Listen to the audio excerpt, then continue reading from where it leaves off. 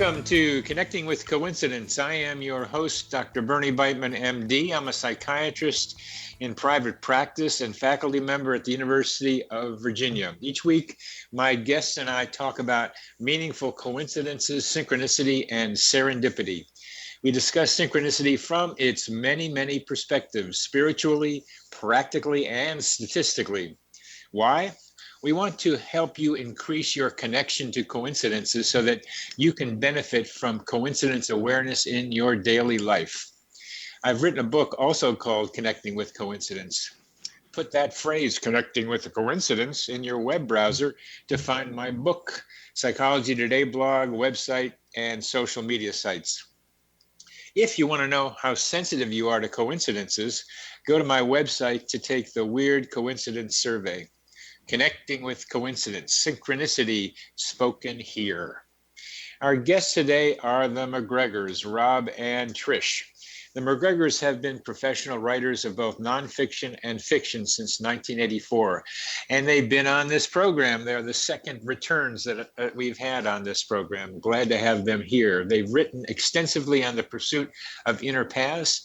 Their nonfiction books on synchronicity, dreams, the tarot, yoga, astrology, divination, and animal symbolism reflect such inner journeys, and they are prolific writers. Their newest book is Sensing the Future, How to Tap into Your Intuition and Read Signs from the Universe to Predict What's to Come. In August, their book, Secrets of Spirit Communication, will be published. Trish, as T.J. MacGregor, is the author of 42 novels, and in 2003 won the coveted Edgar Allan Poe Award for her novel Out of Sight. Rob is the author of 19 novels, including the New York Times bestseller Indiana Jones and the Last Crusade, and 6 other Indiana Jones novels. Welcome back, Trish and Rob. Good to be here. Thank you. Good to be here. Well, and you tell me what you want to start with, but I want to ask a question first before you get to the cluster. Okay. How does the precognition, the ability to glimpse the future, relate to synchronicity? Well, the way we see it is that synchronicity is like an umbrella that covers all the other basic psychic phenomena, precognition, telepathy, all of it, psychokinesis, remote viewing, or clairvoyance, and so there's similarities. An experience could be, hey, that's a synchronicity, but when you think about it, well, it could have been telepathic, or it could have been a precognition because it happened just a short time afterwards. So it's the way you look at it, I guess. Oh no, I understand that, and the word psi is used as an umbrella term for what you just described: precognition, precognition, and psychokinesis, as well as telepathy and clairvoyance. I use the word synchronicity to include those, as did Jung, but also as something more. There are some other events that are more than psi events that I want to be able to separate. And I'm glad we need, the terms are very important, but we don't need to spend much time on that. I just want to know what you meant. But one of the things that happens with this radio program is that coincidences cluster around them, around the show, and they happen occasionally. I write some of them down. But as you both know, the more you think about coincidences, the more they seem to happen, or the more you see they're happening. I mean, I think they're both there. I think we help create them by thinking about them, and I think they're also happening. Like there are certain producers of certain radio shows that have gotten tuned in to coincidences and now sees they're happening and asks this very question. Yeah, I agree. So you had one around me in this radio show, or so. Tell us about that one. Okay, this started on February 5th. I had 2 coincidences, 2 synchronicities involving you. One was an Australian blogging friend who also writes about synchronicity mentioned he had done a listening binge to all 48 episodes for your radio show and loved it. Then I was looking at our stat counter on the blog and found that the Department of Defense Information Network had gone to one of your posts on our blog. So I wrote you and said, okay, you're on the DOD's radar. Yeah, and what does that mean to be on the DOD's radar for That's you? a good question. Because you are. Yeah. Because are they spying on you now or something? Well, we had an experience 4 years ago where we had written a book that involved synchronicity, aliens, and UFOs. And we got so many government hits on this thing that it really kind of startled us. It was like, okay, got the DOD, the NSA, the FBI, the CIA. I mean, all these people came to the blog reading this stuff. And the Canadian Royal Canadian Mounted Police parked themselves for 8 hours. It looks like what they're doing then is just casting a wide net to see what's being talked about out there. Right. Yeah. Exactly. Okay. Different. So I'm on the DOD. So DOD's now, I got my name in there too. Okay. And thanks for letting me know that. It's nice to know. So please keep going with the Then on February 22nd, Rob wrote a post on a New York Times piece called "The Simpsons Have Predicted a Lot. Most of it can be explained." And you're quoted in that article. So, okay, There was another one. And then February 26th, the night before, I had started an astrology workshop that I was teaching. And one of the women on the 26th came to our blog and saw the post. First of all, she came to the blog. She had gotten something from the Rhine Institute saying that you were going to be presenting something, and she'd never heard of you. So she came to our blog, and there's your name. And then she says to me, she goes, "You can't make this stuff up, Trish." So there was like a whole string of these things. I'd say probably 7 synchronicities And then about this just in February. Then the next day, I was putting together some questions for this show, and up pops your birthday notice on my Facebook. computer from Facebook as I'm writing. You know, when these pop-ups come up. Yeah, I know that one. And you wished me a happy birthday too. That's right. And it was a very nice birthday. Thanks. Okay, that's one involving around the show and around me, and I appreciate your describing that. One of the other things that fascinates me that you're tuned into is the relationship between creativity and precognition. And I like to quote that Edgar Allan Poe wrote about the Richard Parker. Richard Parker. Yeah, and how that paralleled something that was about to happen. And to me, the best known one is The Wreck of the Titan, as you mentioned too, by Morgan Robertson, that predicted it in its way, the wreck of the Titanic, even calling it the Titan and having the boat be around the same size and the arrogance being around the same and hitting an iceberg in the North Seas. They're both short on lifeboats too. And both short on lifeboats. I mean, and more. The tonnage of the two of them. How do you think that works? Well, I know how it works in terms of fiction because I've experienced it. But when you're writing fiction, if you're really plugged into your story and the characters and the whole thing, it's easier to tap into the future. I don't know why that's true, but I know it is. Some years back, I wrote a book called Storm Surge, and it was about a Category 5 hurricane that hit Miami. And the thing that was so disturbing about this, I sent it off to the editor on August 14th, 1992.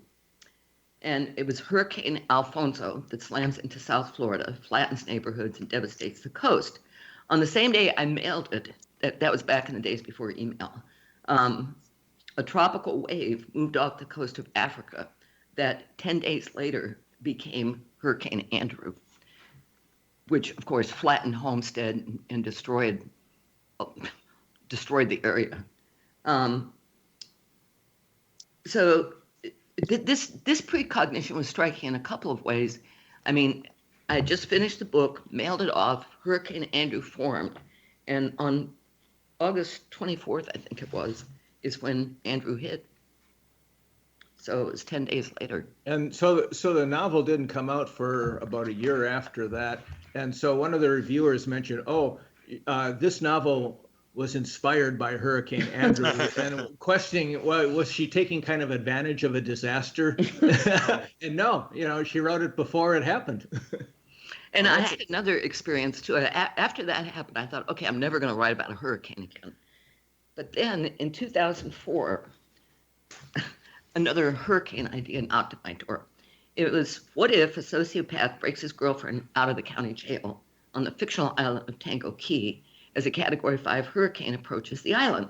What if he and his girlfriend and another woman also escape the prison and take refuge in the home of the protagonist during the storm? So that was my setup.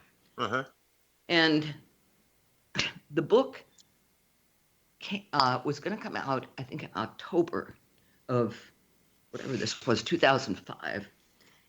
But on August 29th, Hurricane Katrina hit New Orleans as a Category 3 hurricane with winds up to 125 miles an hour. At its peak, not long before landfall, it was a Cat 5. So I thought, okay, here was another synchro. My editor calls me up and she says, Trish, they're desperate for people who know something about hurricanes. Will you do some radio shows? I thought, I don't know. What I know about hurricanes is just my research for the novel. And we're coming to the end of this segment, and we're going to talk about hurricanes when we get to the next segment. Okay. You're listening to Connecting with Coincidence with your host, Bernie Beitman, MD, on the X Zone Broadcast Network, and our guests are Rob and Trish MacGregor.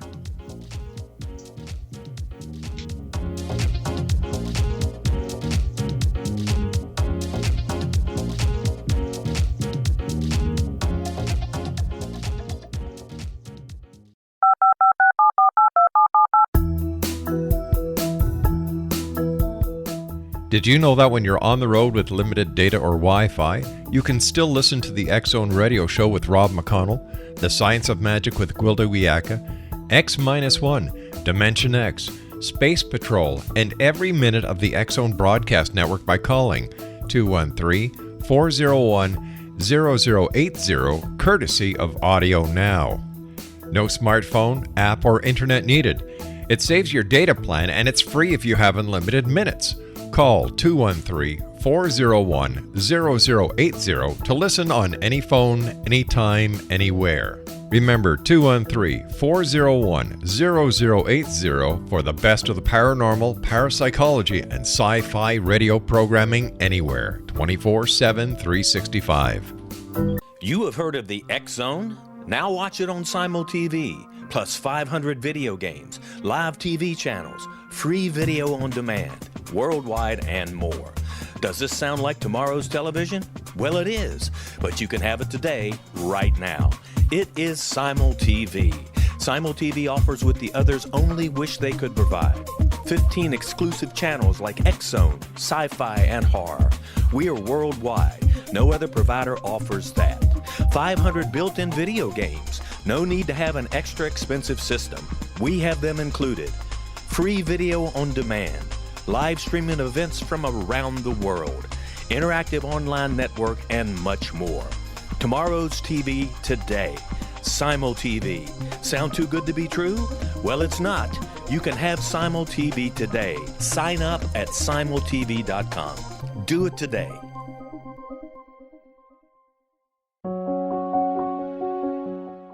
Gwilda Wiyaka's latest book, The Science of Magic Book of Mysteries, Volume 1, is the first book in a series based on her writings that open every episode of the Science of Magic radio show. Drawing on the subject matter of each guest, and armed with over 40 years' experience in shamanism, 35 years in alternative health, and degrees in psychology and religious studies, Gwilda introduces relevant and leading-edge information that supports spiritual evolution and personal empowerment. Rich with wisdom and inspirational quotes packaged in digestible segments, this is a book that will pull you from cover to cover. It will also serve as a daily inspirational reading for years to come. The Science of Magic Book of Mysteries, Volume 1 is available at our website, tsompublications.com, amazon.com, and wherever fine books are sold.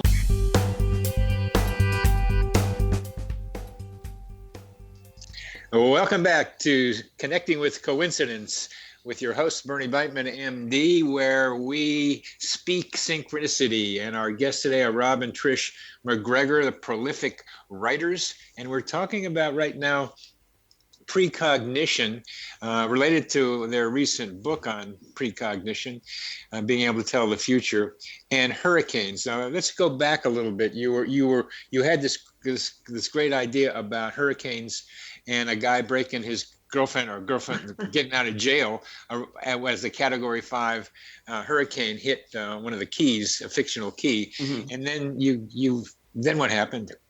Well, so anyway, I wrote the book, and it was due for publication in October of 2005. And on August 29th, 2005, a couple months, like 6 weeks before, Hurricane Katrina hit New Orleans. And there were some striking parallels between its pressure and the pressure of the hurricane in my book. The way it breached the levees, the same thing happened in my book. Now, again, this was, there were parallels, and it totally freaked me out. And then my editor called me, and she goes, Trish, radio shows are desperate for people to talk about hurricanes. Would you do some radio shows? And I ended up doing 40 shows in 3 days trying to talk about hurricanes. So, I mean, for me, it was like trying to explain this stuff, how you tap into something like this. It's difficult to explain, but it happens.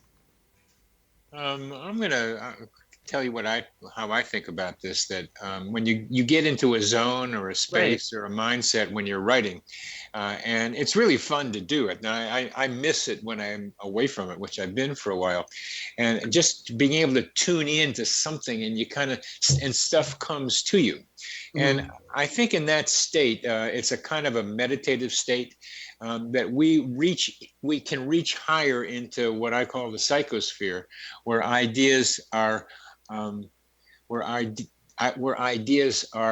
available to us about the future and the past, and that we can get to them in this trance state. And it's, as many people describe themselves as being receiving dictation, receiving the kind of the ideas from them, from someplace that's not them. And the psychosphere is my name for a greater mind, where I'm not trying to say it's the universe. The universe is so large that I can't think of it. It's too much. Billions and billions of galaxies, just let alone planets and stars. But I'd rather have it be the psychosphere, be our mental atmosphere around the Earth, and that you tune in, as others have, to a flow that's like the Tao, that you can pick up stuff from. Yeah, it happens in creativity, as you said, but it also happens when you have, some incident in your life that is dramatic. For instance, one day, the story begins with a guy coming to my door, knocking on my door, and he was looking for a lawn service, or he was looking to sell me his lawn service, wanted me to have him mow the lawn, take care of the landscaping. And I talked to him for a little bit, and I said, no, I don't really need it. And most of the people who come to the house or do landscaping in South Florida are Latinos, oftentimes Mexicans or Guatemalans. But this man happened to be in India, from India, and this relates to the story later on. So a few days later, I go out windsurfing on a local lake, and it was a windy day, and I was excited to get out there, and I jump out there, and I forget to take out my billfold, but I don't realize that I've done it, of course. I fall down in the water, and down goes the billfold, and I lose it. But I come to shore, and I'm looking around. I think it's on shore. I think it's in the car. I go back home. I think it may be in my office, a drawer, and I look all day, nothing. And so it really seems like it's in the bottom of the lake, but I refuse to accept that it was gone. So several days go by, and I just have this feeling that billfold is going to come back to me. I don't take any action to cancel my credit cards. Try to describe that feeling, Rob, because I think it's really important. I just had one like that last week. Yeah. I just had the feeling. Wait, try to describe that. it's difficult to describe. It's just unknowing. That's how I can say it. It's just unknowing that. A certainty. Yeah, I mean, just like another time a few years earlier, our cat had been gone for over a week, and I said, Trish, that cat is coming back Saturday by midnight. At Saturday, our next door neighbor knocked on our door at midnight and had the cat in her hand. She had seen it out in the courtyard and picked it up. You know, I don't know how I knew that, but it was just this feeling, this certainty that that cat was going to come back, and it's the same that billfold was going to come back. So a few days go by, and I get a telephone call, and he asks me who it is. I tell him who I am, and he said, "Oh, I'm glad you're." Or he asked me, "Are you Rob MacGregor?" And I say, "Yes." And he said, "Oh, I'm glad that you're alive. I found your billfold in the bottom of the lake. I was fishing with a net, and I thought your body might be down there as well." And then he said, "Everything's here. Your money's still here. It's wet, but I'll dry it out, and you can come and get it." And I think it was like late on a Saturday evening when he called me, and so we made an arrangement to go over to his house the next day afternoon. So I go over there, and I walk, and it turns out I just walk in the house because there's a party going on. There's about 40 people there, and everybody is from India. They're Indians, and I asked for the man's name, and it turns out there's three of them. I can't remember his name now, but there's three of them there. So I'm walking around, looking at these women walking around in saris, offering me food, and finally I find the guy, and he has my billfold, money and everything, and I look at him. Wait, I know you. You're the guy who came to my house last week offering your service for landscaping, and there was my. So what are the odds of that one? But it was, so it was that feeling that was going to come back to me, and not only did it come back to me, but it came back to me from a guy who I had met days earlier.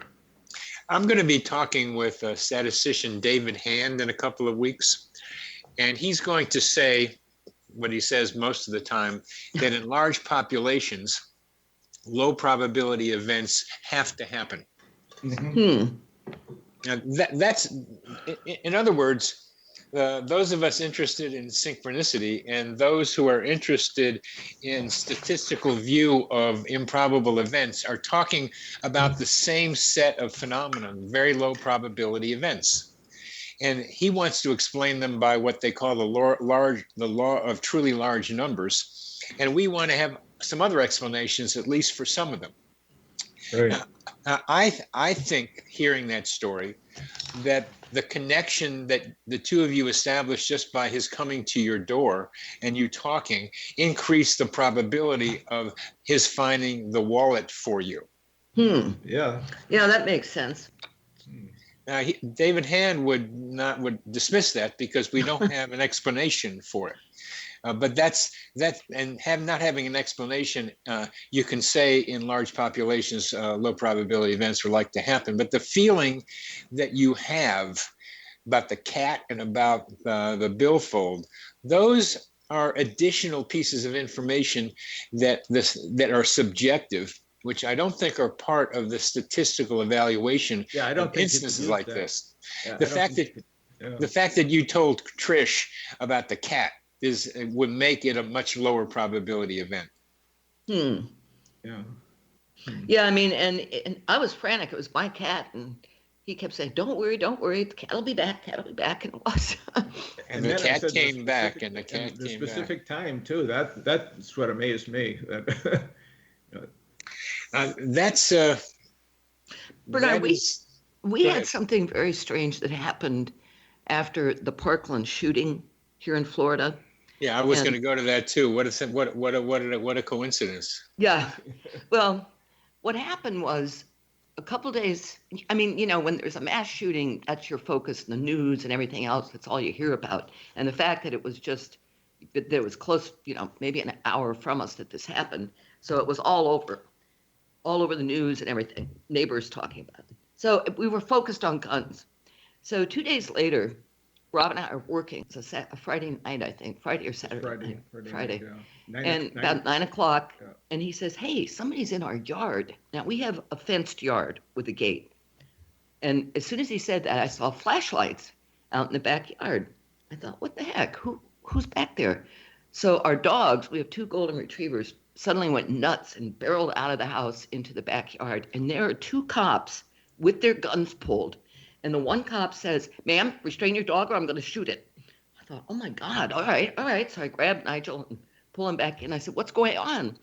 Well, there was a robbery nearby and the thief came through your yard. And so here's the thing. If we owned a gun and Rob had gone out there with the gun, he would have been shot. Yeah, I was the first one out. And I just saw this lighting situation is the light on the porch was on. That's where I went out from the family room onto the porch, which was lit, but the backyard was not lit. And I just saw 2 darkly dressed figures aiming guns at me.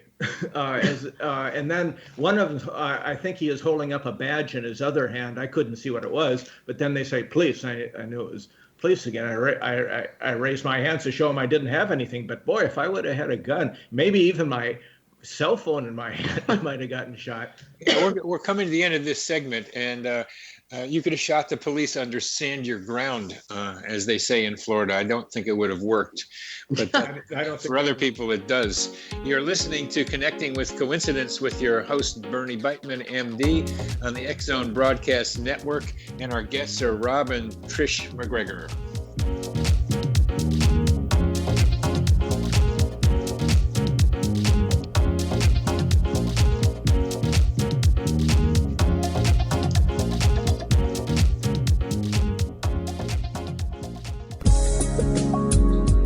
From our broadcast studios in Hamilton, Ontario, Canada, to the world and beyond, you're watching the X Zone Broadcast Network, www.xzbn.net.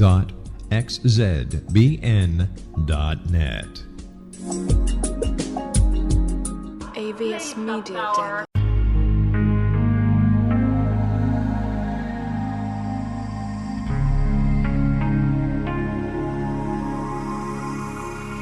The scientist and the mystic have been on an age-old, relentless search with one thing in common. They seek truth. Their paths converge in the 40,000-year-old practice of shamanism, an ancient science delving to the quantum level of life, facilitating healing, manifestation, and evolution. I'm Gwilda Wiyaka, the founder and director of Path Home Shamanic Arts School, a unique Colorado State certified occupational school, training shamanic practitioners and teachers. We also provide classes for empowering personal lives through shamanism. Our certification classes are in week-long segments enabling international participation, and online classes and long-distance shamanic healing sessions are available. Come discover the science of magic in the limitless world of shamanism. www.findyourpathhome.com.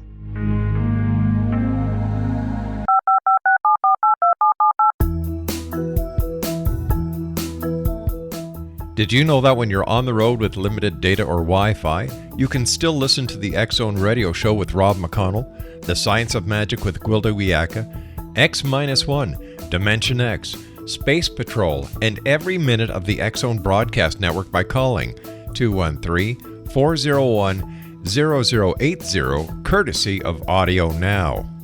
No smartphone, app, or internet needed. It saves your data plan, and it's free if you have unlimited minutes. Call 213-401-0080 to listen on any phone, anytime, anywhere. Remember 213-401-0080 for the best of the paranormal, parapsychology, and sci-fi radio programming anywhere, 24/7, 365.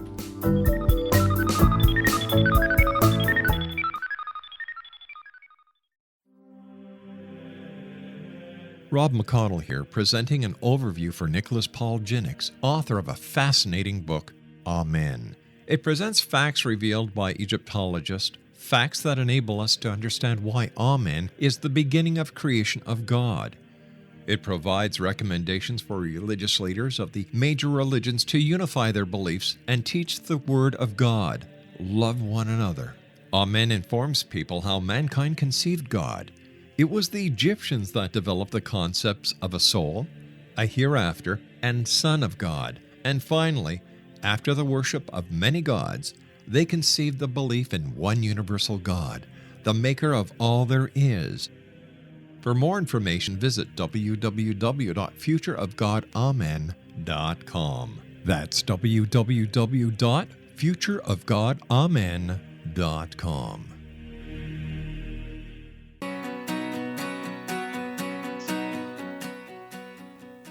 Welcome back to CC with BB, Connecting with Coincidence with your host, Dr. Bernie Beitman, MD. That's me.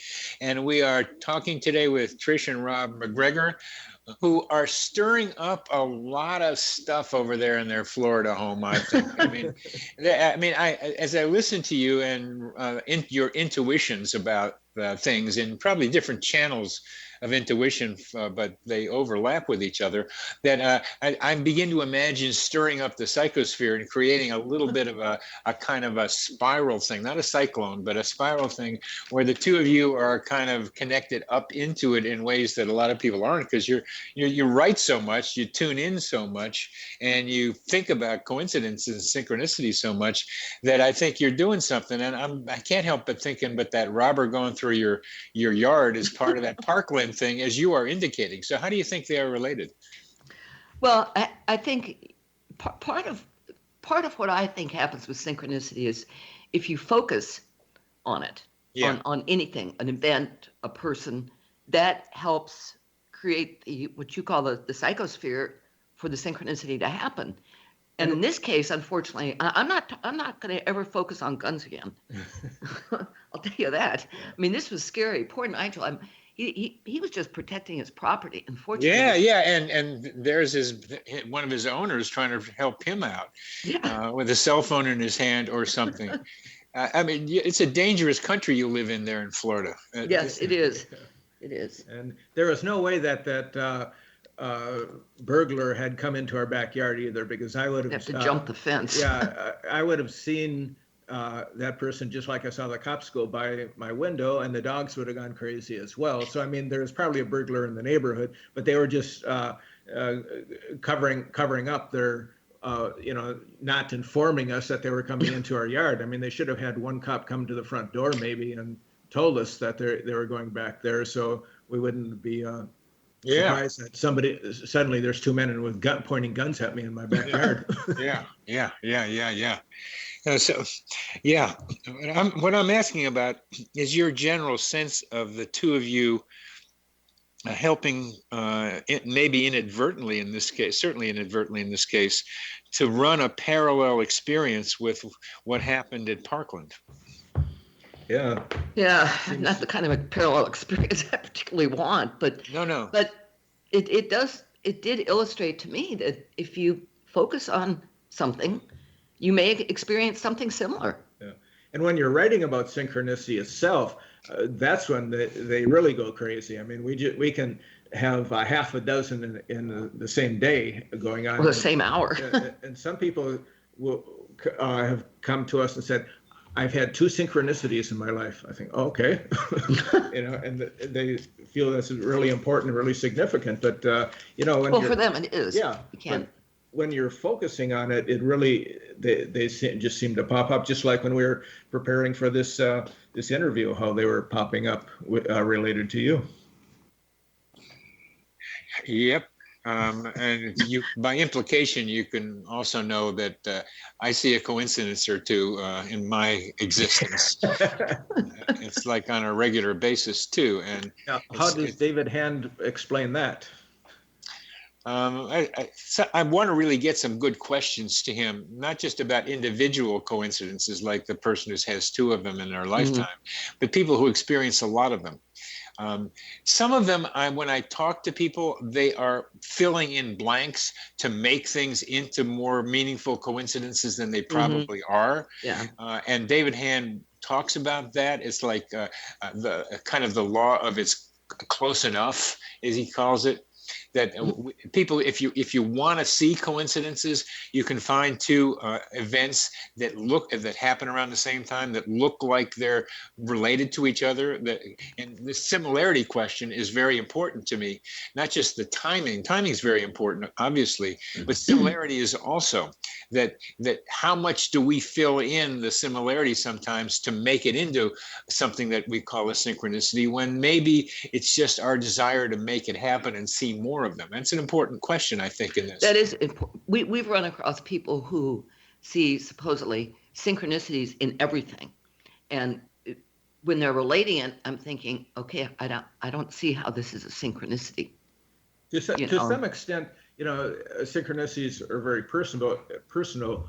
So it's meaningful to the person, but not to other people. But sometimes, you can't really see how that person can see that as a synchronicity at all, because the two events, three events, whatever, just don't seem to connect at all. So we hear those once in a while. Well, I think David Hand, listening to maybe the coincidences involving me, could think of that as kind of a stretch too. That it's the desire to see them. I think he would. I think he would do that. I mean, it's so easy to dismiss things. I talked to psychiatric residents about coincidences a couple of days ago, and it was really a blank response from most of them. Really? Oh, yeah. But I would think that synchronicity would be really useful in psychiatry. I can't call it really useful yet. I can call it prevalent, that it happens in a lot of different ways. Well, but, I mean, look what happened for Jung. It was useful for him in helping that woman with the scarab beetle thing. Well, that's one story. Yeah, I know. But it's a great story. And it's a great story. And I was giving a talk at the Rhine, as we were mentioning, and there was as I was talking, a stink bug landed on the podium that I was talking from, and the stink bug then started flying around in front of the screen. And the reason why that was interesting to have this kind of connection with a stink bug is that a colleague of mine, Michael Grosso, who wrote the book about the man who could fly, about St. Joseph of Cupertino, had a relationship with a stink bug that he just told me a couple of weeks earlier. I mean, where communication appeared to be between him and the stink bug. That's interesting. So I found that kind of fun, to have a stink bug flying around right there. I mean, stink bugs are around. And one thing David Hand said about Jung's scarab is made us ask the question is how many beetle-like bugs run into windows in Geneva around that time of year? Yeah. And you have to ask that question because we don't usually think of that. Right. How many hit the windows, and then this one hit it at just the right time. But that story. And it was also a beetle, though, that was the closest thing Switzerland had to a scarab. Yes, and I mean particularly that scarabide beetle in Switzerland. How many of those how common are they? And they're fairly common, as far as I understood. And how many of them hit windows like that had to be part of the question. Now, David Hand says things like that to bring doubt to the question, because we're so impressed about the dream and the scarab-like beetle hitting the window that we forget even that Jung helped create the coincidence by going to the window and opening it and bringing the scarab in. Right. And that is implicit, but we don't think about it. We usually think about the dream and the scarab showing up. But it hit the window at precisely the exact right time. Yeah, and if you had 100 scarabs hitting the window and he only went to the window for that one, then it looks like less probable. And I'm only making that up, but it's the right time. But there could have been a lot of other times that could have happened that weren't the right times, but still it happened. You understand what I'm saying? Yeah. But yeah, it hit the right time. It makes a tremendously good story. And what I think about it is that, again, for our listeners, woman had a dream about a scarab. It was very meaningful to Jung and to her. The scarab is a sign of transformation, and she was stuck in a rationalistic mode, and Jung wanted to get her out of there. So Jung was also wanting something to happen to make that woman change from her retort of rationality into something more intuitive, which what Jung was trying to tell her about, or trying to get her to be able to do. And he said the therapy went well after that. So there's the scarab hitting the window. Jung goes to the window and presents the scarab to her just as she's finished describing the dream. And that was such a surprise to her that she apparently became less rational and more intuitive. And what I what I wonder about this is that's a metaphor for what Jung tried to do for Western civilization, is break the retort of rationality and bring intuition into the Western world. Well, so you've heard about the Joseph Campbell. Yeah. Yeah, synchronicity with the praying mantis. Now, what are the odds of that one? It was like the 15th floor, that praying mantis. In New York. In New York. In New York City, right. What was it like? What would be the likelihood of a praying mantis? He was writing about, what was he writing about at that moment? Some tribe. The Aborigines, Australian Aborigines, and it had something, I can't think of the details of it, it had something to do. Okay, he was reading about the praying mantis, a hero symbol in the Bushman mythology. Yeah, that's what I thought. Yeah, he was at home on the 14th floor of a building in Manhattan, had an urge to open a window, which he rarely did, and a praying mantis stood on the rim of his window. So what are the odds of that? Well, that's a really low probability one. Yeah. That is a really low, because there he is writing about it, and Right. there is and I have two other stories of people writing about something, and that what they're writing about appears at their door. And Wow. so this becomes what I call an archetypal theme that I Right. haven't thought about in coincidences, that you write about it and it shows up, right? It shows up right there. And now we're coming to the end of the segment, and I want to be able to tell our listeners and you why I started when I went from the stink bug to Jung's story. And I did that because I said that Jung might have made that story up, and one of my colleagues there said, that stinks. You are listening to Connecting with Coincidence with your host, Bernie Beitman, MD, on the X Zone Broadcast Network, and our guests are Trish and Rob MacGregor.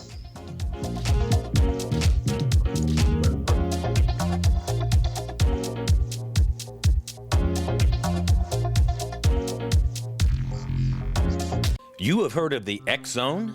Now watch it on Simul TV, plus 500 video games, live TV channels, free video on demand, worldwide, and more. Does this sound like tomorrow's television? Well, it is, but you can have it today, right now. It is Simul TV.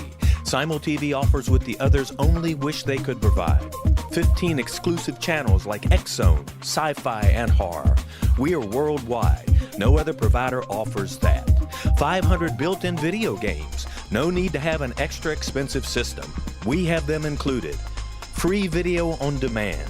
Live streaming events from around the world. Interactive online network, and much more. Tomorrow's TV today.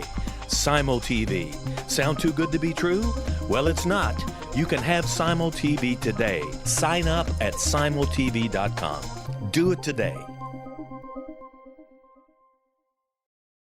The new nonfiction book, Razor of Madness, is similar to cult movies like Clockwork Orange, Dragon's Tattoo, or The Other Side of Hell. Wayne Morin Jr. and Thomas Lee Howell expose widespread and systematic deficiencies in this thought-provoking tell-all novel. Mind control rages among scholars in law schools. Human rights are ignored while thought reform and mental manipulation are accepted practices used as behavior modification. Dr. Louis Jolyon West comes to mind. Media and public scrutiny shows that United States mental hospitals are in fact destructive murder industries. Razor of Madness expose novel details this epidemic through an in-depth professional and personal investigation. For decades, there has been a revolving door policy that still releases killers and pedophiles back into society. The maestro of mind control continues to haunt America to this very day. Razor of Madness is available in paperback or as a downloadable ebook at Amazon.com. I'm William S. Peckham. If you enjoy a good mystery with a touch of the paranormal, then you'll love my novel, From Out of the Woodwork. It's the story of a young Toronto contractor, Sean Kennedy, who buys derelict homes, guts them, and turns them into multifamily dwellings. Slums just waiting to happen. When Sean buys 29 Livery Lane, the house fights back. Former owners unexpectedly come out of the woodwork as he starts the destruction. The apparitions come to him when he touches old books, reads hidden letters, rummages through old boxes, finds a locket, or reads a discovered manuscript of a murder mystery. From Out of the Woodwork will take you from 1899 to the horror of the World Trade Center, September 11, 2001. Check out From Out of the Woodwork on my website, www.williamspeckham.com.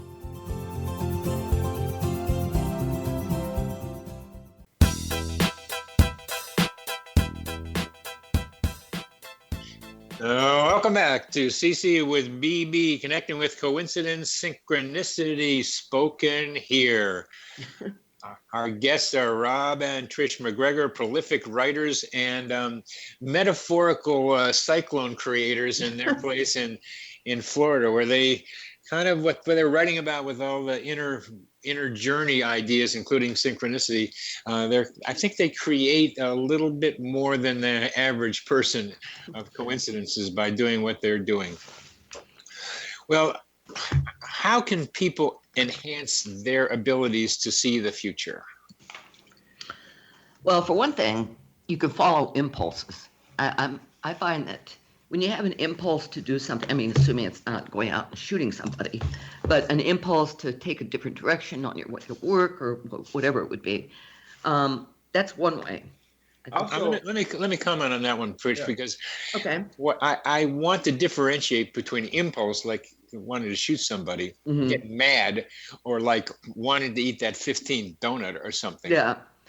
That's not the impulse. I mean, I want to be able to help all of us develop a better language for the kinds of messages we get that are not particularly rational, but are coming through our intuitive capacities. And that's what you're referring to. You're referring to not impulse, really, but intuitive messages that, like, intuitive can mean inner teacher, like tuition or tutor, to be able to find among the many or several different voices we have inside, those voices within intuition that we want to follow, kind of like what Rob was doing with the cat. And with his billfold, and that's why I ask you to describe it, because that feeling of kind of knowing, but knowing, and knowing, not knowing how you know, is what I want to be able to help our listeners and others to be able to do more regularly. So please continue other ways to be precognitive. Yeah, I think the very first thing, though, is to be open to the possibility that you can glimpse the future. If you think it's impossible, then it's probably not going to happen. So your belief will be proven correct. Believing is seeing. Yes, sir.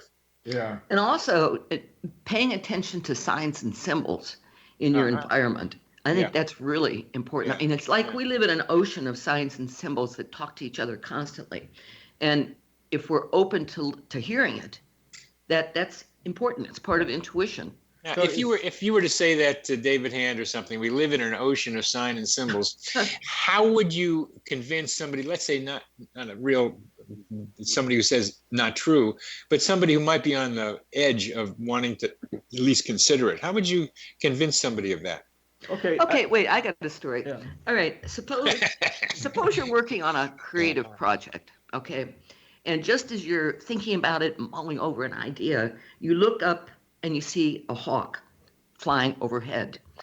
The hawk is saying, what the hawk is saying symbolically is, look at the bigger picture. That kind of interpretation. Yeah. And also, I think this would be something that could be done statistically. You find out people who are interested in mysteries of the unknown, the paranormal, and people who are not, and see who has the most synchronicities in their life. I would say that the people who are open and aware are going to have a lot more. Maybe he would have an explanation for that too, but I think that, the awareness and the being open to the possibilities is the way. It's important. I think parapsychological research confirms, Rob, what you're just saying. Yeah. And good. Other things are like keeping a journal, paying attention to your dreams. All these things are, putting you in the mindset for being able to experience synchronicities. And that's good. That's good. Yeah. Does this David ever have synchronicities? Say that again. No, I don't. He's a statistician. Yeah, he had one where he had one where somebody, as he was getting his book out and before he got known about it, it's kind of like where you were with your hurricanes. Somebody wrote a book about a statistician who went to the same university that he did, that was studying low probability events, and was married to somebody that did like what his wife did. And he dismisses that as just a low probability event. Really? Yeah. Wow. Yeah. Another thing is setting an intention. I mean, attempting to, in a sense, create an experience of something. Yeah, like let's say that let's say you need an answer to something. So on your way out the door, on your way to work, you say, okay, the first thing I hear on the radio is going to answer my question. Yeah, that's what that sometimes works. I remember one incident. I was going outside and I said, I want something unusual to happen on this trip. Well, that was a mistake, Singer. A truck pulled out in front of me and I almost slammed into the back of it. And there's a big sign on the back that says caution. And it was, to me, that was a message. Be careful what you're asking for. But then I went on to Starbucks to get a cappuccino, and I hand them $50 and they say, I don't have any change. You can just have it. So I got a free cappuccino out of the deal too. The idea of waiting for the information to appear by asking for it and then looking is very similar to what creative people do about dreaming and sleeping. I have this question, and I used to do this quite a bit. I don't do it much anymore now that I'm remembering it, where I would want to figure out something and go to sleep on it, and somehow I would come up with something in the morning. Yeah, that happens a lot. Yeah. So the list. Go ahead. Yeah, when I'm stuck, like I'm working on a novel right now. When I get stuck, I can't move ahead. I feel like I'm getting blocked. I do something like take a shower, and suddenly all these ideas are floating into me, and it's just a relaxing just getting into a relaxed state opens the mind, opens the consciousness to creativity. Yes. So we're running down a very good question, the ways in which people can enhance their abilities to see the future. And first one, and maybe there are more, but the first one is you got to think it's possible. Right. Because believing is seeing. Second, you got to, I say, differentiate impulse from other messages, but try to tune into your intuition. Another is to be able to suggest that you might find answers not only through dreams, but through walking outside and being able to and see an answer from a radio show or something that you see. Signs and symbols, yeah. Signs and symbols. So what are some of the other ways people can enhance their ability to see the future? I think meditation is one way. Meditation, yeah, relaxation. Anything where you can calm the mind and just open yourself. When I play with my dogs, I sometimes have, I'm more open to the future, to tuning in on precognitive events. It's a funny thing about dogs. In ancient Greece, the word cynic came from dog-like. Really? Where Diogenes was trying to get people to be more dog-like, which I think meant to be more in the present, because to me, there's no coincidence that dog is the reverse of God. Right. There's something about being in the here and now that dogs do. I love that you can just drop them down someplace and they're there. And they're always happy, They're always ready to go too. They don't have to get ready. So that just parenthetically, that dogs can do that for people, is get them more cynical in the old meaning of it, being like a dog. So Diogenes was the one who was always looking for the truth. Yeah. Right. Yeah. Looking for an honest man. Right. Yes. Another way to do it, the future is become writers. I mean, that's what drove you to write this book? What are you trying to tell people about it? And what are you trying to tell people in your next book about spirituality? You know, Rob and I were talking about this the other day. We've been on this journey with the paranormal and synchronicity. I've been on it since I was probably 16, and so all the writing is just an expression, really, of this interest. Uh-huh. When we first met, I was working as a newspaper reporter, and I was actually interviewing Trish, who is teaching at Florida International University. We have about a minute. We have about a minute left. Okay, and one of the first questions she asked me is, "Do you know what synchronicity is?" And I said, "Yeah, I think I do. I've heard the term." And then I thought, he's a keeper. and we ended up. Our first attempt to write a book was about synchronicity early in the early '80s, and we couldn't do it at that time. We just didn't have the experience and the skills, but that it did come back years later. It did, and you're writing about your next book is about connecting with spirits, right?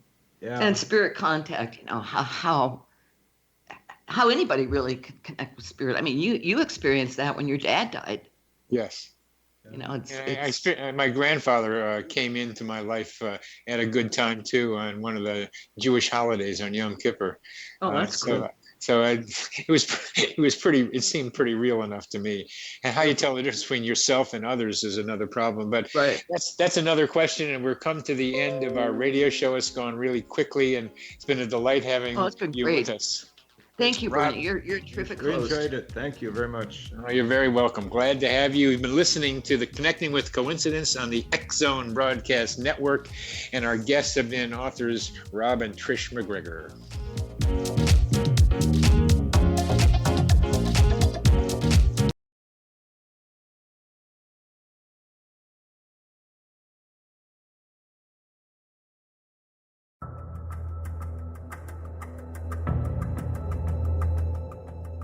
Modern Esoteric, Beyond Our Senses by Brad Olson, consummates the lifeology story about where humanity originates.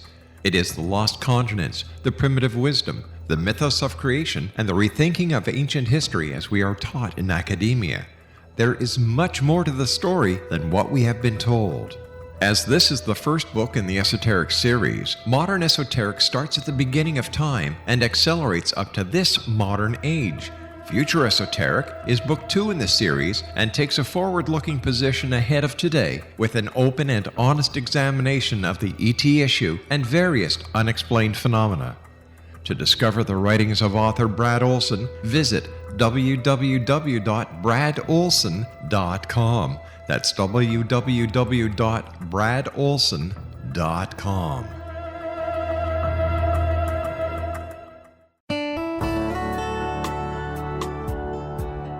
Are you or is someone you know struggling with addictions, depression, anxiety, relationships, low self-esteem, lack of confidence, grief, success, and prosperity? Do you know that your subconscious belief plays a big role in the outcome of your hard work? We can help you permanently change the beliefs that may be the reason for your struggles and failures. We care about getting you the return on your investment and the results you are looking for. We can help you be free of the limitations of your past and in realizing your highest potential. We work with people by phone and Skype. For more information, visit us at www.ritasoman.com. That's www.ritasoman.com.